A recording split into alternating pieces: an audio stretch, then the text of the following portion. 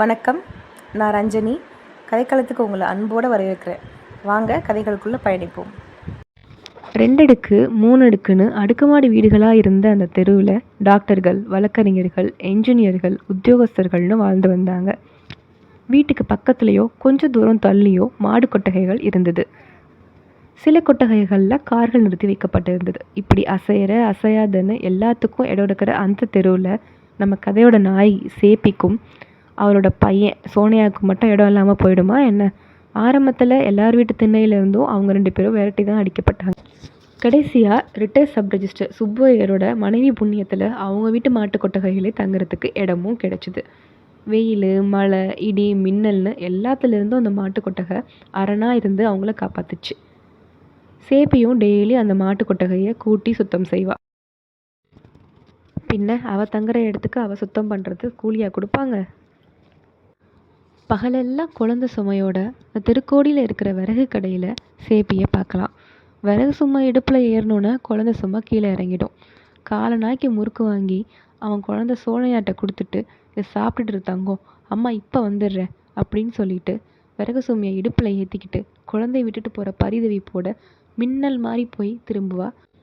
குழந்தையும் ரொம்ப சமத்து, புத்திசாலித்தனமும் கூட. அம்மா வர வரைக்கும் அந்த முறுக்கை ஒரு கடி கூட கடிக்க மாட்டான்.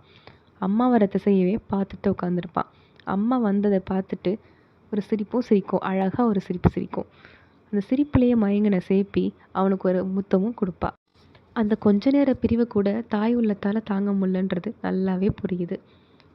குழந்தையும் அம்மாவை பார்த்தோன்னே அவள் வாயில் முறுக்க வச்சு திணிப்பான். சேப்பியும் ஒரு கடி கடிச்சிட்டு நீ தின்னு ராசா அப்படின்னு அவனுக்கு ஊட்டுவா.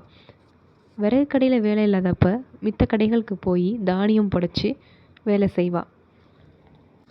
இரவில் அதே தெருவில் ஒரு ஓரமாக அடுப்பு மூட்டி சாப்பாடு செஞ்சு தானும் தன் குழந்தையும் சாப்பிட்ட பிறகு வைக்கோலை பரப்பி அந்த மாட்டுக்கொட்டையை 2 பேரும் நிம்மதியாக படுத்து தூங்குவாங்க.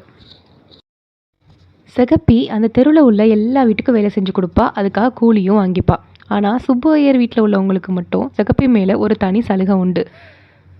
சிகப்பி சுப்பு ஐயர் வீட்டுக்கும் எல்லா வேலையும் செஞ்சு கொடுப்பா, ஆனால் கூலி மட்டும் வாங்க மாட்டா. அவங்களா பார்த்து என்னைக்காவது கூலி கொடுத்தா கூட அதையும் வேணான்னு சொல்லிடுவா. அதுக்கு பதிலாக சுப்பு ஐயர் வீட்லேருந்து அவளுக்கு சாப்பாடு குழம்பு வகைகளும் போய் சேரும். சிகப்பி சுப்பு ஐயர் வீட்லேருந்து வாங்குற ஒரே விஷயம் மதிய வேலையில் அவங்க வடிக்கிற அரிசி கஞ்சி மட்டும்தான்.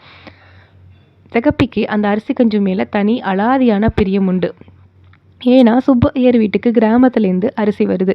வீட்டரிசி, பச்சரிசி கஞ்சி அப்படி மணக்கும். சிகப்பிக்கு அதை குடிக்க குடிக்க இனிக்கும். அதனால் அவளுக்கு ரொம்ப ரொம்ப பிடிச்ச விஷயம் அந்த பச்சரிசி கஞ்சி மட்டும்தான். அதை குடிக்கிறதுக்கு டெய்லி மதியானம் ஆனால் கரெக்டாக வந்து அந்த குவளையோடு நின்றுடுவா. ஐயர் ஈஸி சேரில் உட்காந்துருக்காரு, விசிறியை வச்சு விசிறிட்டுருக்காரு. மதிய நேரம் அப்படின்றதுனால சிகப்பியும் அந்த குவளையை எடுத்துக்கிட்டு ஐயர் வீட்டு வாசலில் வந்து நிற்கிறா. சிகப்பியை பார்த்தோன்னா ஐயரும் அடியே ஓ ஸ்வீகாரம் வந்திருக்கா பாரு அப்படின்னு சத்தம் போடுறாரு. ஐயருக்கு சிகப்பியை பெருசாக பிடிக்காது. ஏன்னா ஐயரோட மனைவிக்கு சிகப்பியை ரொம்ப பிடிக்கும். அந்த ஒரே காரணம்தான். அப்படியே சிகப்பி இடுப்பில் இருக்கிற சோனையாவை பார்த்துட்டு, ஏண்டா குழந்தை, நோக்கு தான் 4 வயசு ஆக போகிறதே, இன்னும் என்ன அம்மா இடுப்புலையே ஒட்டின்னு இருக்கே, இறங்கி விறகெல்லாம் தூக்க வேண்டியது தானே அப்படின்னு குழந்தைய பார்த்து கேட்குறாரு. சிகப்பிக்கு ஐயர் தன்னோட குழந்தைகிட்ட பேசிட்டாருன்னு அவ்வளோ சந்தோஷம். முத்தமும் கொடுக்குறா சிகப்பி. இங்கே ஐயரோட சத்தம் கேட்டு அந்த வீட்டு அம்மா வெளியில் வந்து சிகப்பியோட குவளையில் கஞ்சை ஊற்றிட்டுருக்காங்க. சிகப்பியோட குவளையில் கஞ்சை ஊற்றிட்டுருக்கும் போதே ஐயர் தன்னோட சேரில் நுனியில் வந்து உட்காந்துக்கிட்டு அவங்க கஞ்சி ஊற்றுறதே நல்லா கண்ணை விரித்து பார்த்துட்ருக்காரு. இதை பார்க்கும்போது அந்த அம்மாளுக்கு ரொம்ப கடுப்பாகவும் எரிச்சலாகவும் வருது. இந்த ஐயர் ஏன் இப்படி பண்ணுறாருன்னு அவங்களுக்கு தெரியல. ரொம்ப எரிச்சல் மட்டும் பட்டுக்கிறாங்க. அப்படி ஊற்றிட்டு இருக்கும்போது ஐயர் திடீர்னு அடியே அது என்னடி லொடக்குன்னு ஒரு சத்தம் அப்படின்னு கேட்குறாரு. அந்த வீட்டு அம்மாவுக்கு அவர் அப்படி கேட்டதும் ரொம்ப கடுப்பு வந்துட்டு, காட்டுடி காட்டு, ஐயர்கிட்ட கொண்டு போய் காட்டு, இந்த வீட்டு சொத்தை தான் எடுத்து கொண்டு போய் கோலையில் கொட்டின்னு இருக்கேன், போய் காட்டு அப்படின்னு சொல்லி எரிச்சலாக பேசிட்டு உள்ளே போயிட்டா. அது வெறும் அரிசி கஞ்சியோட ஆடைதான் சாமி அப்படின்னு சொல்லி சிகப்பி அதை எடுத்து வெளியில் போடுறான். இதை பார்த்துட்டு இருந்த ஐயர், அடியே இதை ஏண்டி தூக்கி வெளில போடுற, இதில் தான் பி விட்டமின் இருக்குது அப்படின்னு சொல்கிறாரு. எனக்கு அதெல்லாம் வேணாம் சாமி, கஞ்சி மட்டும் போதும் அப்படின்னு சொல்லிட்டு சிகப்பி போகிறா. சிகப்பி போகிறதையே பார்த்துட்டு இருந்த ஐயர், இந்த அரிசி கஞ்சி குடிச்சிட்டு இவ்வளோ தெம்பாக இருக்காளே அப்படின்னு வாய்க்குள்ளேயே முணுமுணுத்துட்ருக்காரு. வாய்க்குள்ளேயே முணுமுணுத்தவர் திருப்பியும் சத்தமாக தன்னோட மனைவி கிட்ட, அடியே நாளையிலேருந்து அரிசி கஞ்சியை வடிக்காத, பொங்கிடு, அதில் தான் எல்லா சத்தம் இருக்குது அப்படின்னு கத்துறார். இதை கேட்டுகிட்டே இருந்தவங்க மனைவி, ஐயர் மேலே எரிச்சல் பட்டுக்கிட்டு, அதெல்லாம் இருக்கிற சத்து போதும், நீங்கள் சத்த சும்மா இருங்கோ அப்படின்னு சொல்கிறா.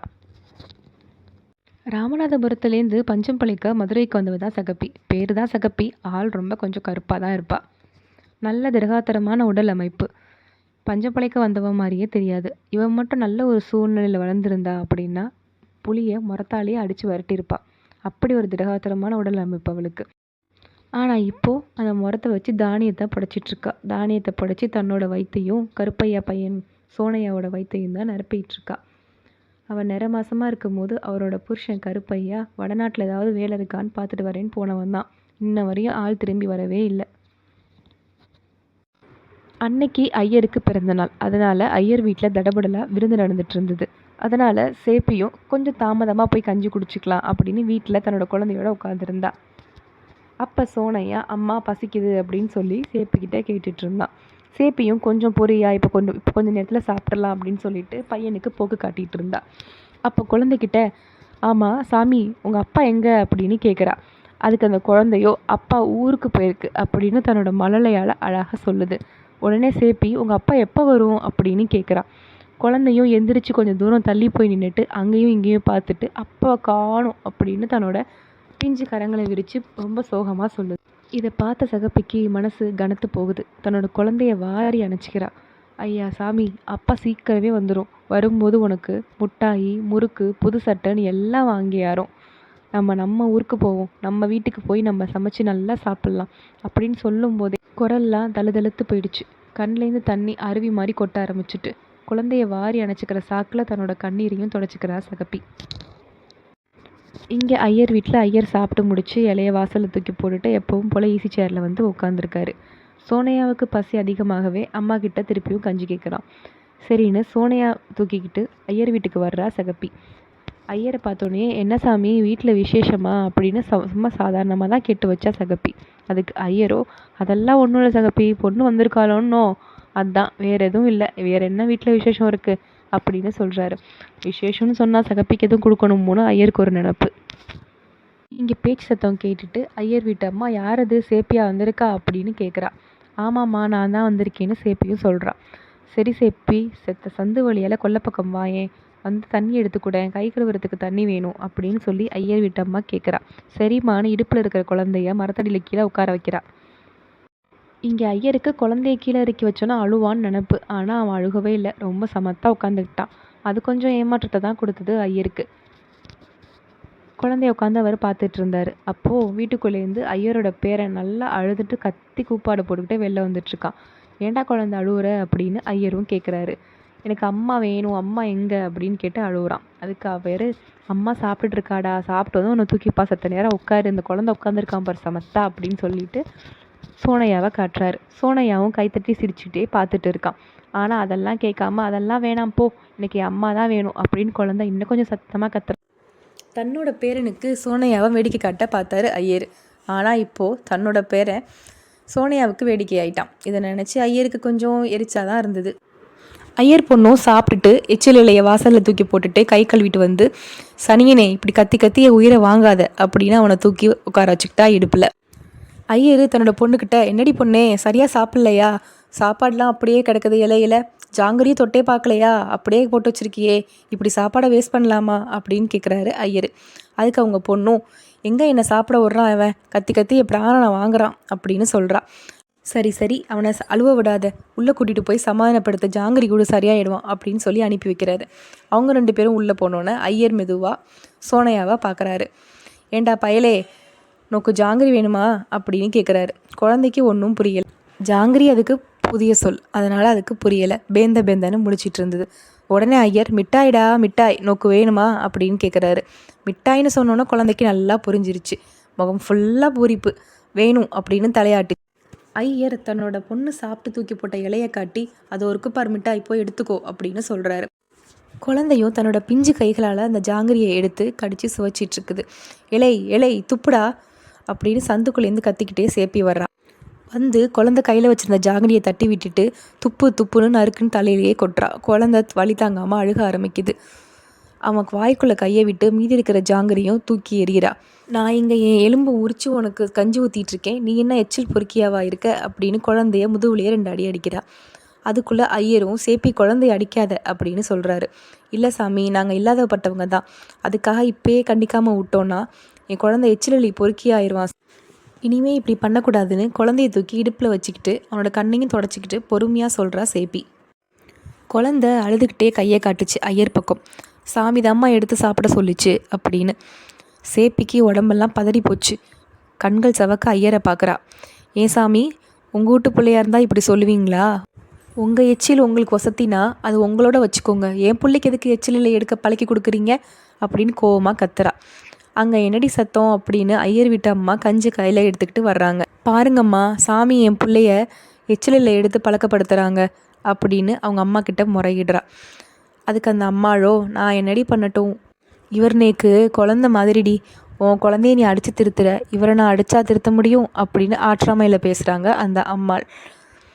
உடனே ஐயர், என்னடி எல்லாம் என்ன சொல்லின்னு இருக்கே, நான் தான் சொன்னேன்னு இப்போ தெரியுமா உனக்கு, உன் பிள்ளைய நான்லாம் எச்சல் எடுக்க சொன்னேன் அப்படின்னு கேட்குறாரு. உடனே சிகப்பிக்கு ரொம்ப கோவம் வந்துடுச்சு. சாமி, அவன் சுத்த மரவனுக்கு பிறந்தவன், பொய் சொல்ல மாட்டான் அப்படின்னு சத்தமாக சொல்கிறான். ஐயர் அசந்து தான் போனார். இப்போ என்னடி, நான் தான் சொன்னேனே வச்சுக்கோயேன், அதுக்கு என்ன இப்போது, தினமும் என் அத்து கஞ்சி குடிக்கிறீ, அது மட்டும் எச்சு கஞ்சி இல்லையா, அதுவும் எச்சு கஞ்சி தான் அப்படின்னு சொல்கிறாரு ஐயர். இந்தாங்க சாமி உங்கள் எச்சு கஞ்சி, நீங்களே குடிச்சிக்கோங்க அப்படின்னு குவலையில் இருந்த கஞ்சை தடால்னு தள்ளி விட்டுட்டு குழந்தைய தூக்கி இடுப்பில் வச்சுட்டு வேகமாக போயிட்டா சேப்பி.